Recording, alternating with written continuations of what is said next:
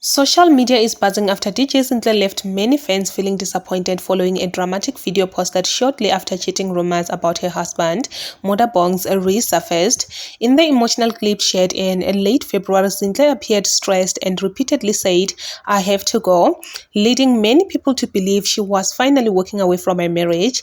The timing of the post, right after the scandal made headlines, only intensified speculation online. However, on the 3rd of March 2026, she released the full version of the video, revealing it was actually a promotional campaign for her upcoming Z Nation Fest, with Nomuzi Muslima being ahead in the background encouraging her to forget about the rumors. Zinhle clarified that she was simply heading to Bestville and needed to be around her best days.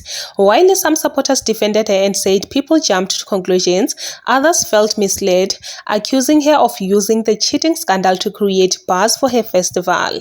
Thanks a lot for watching this video until the end. Please do consider leaving your thoughts down below in the comment section, and don't forget to like, subscribe, share this video as well, and I will see you on my next upload.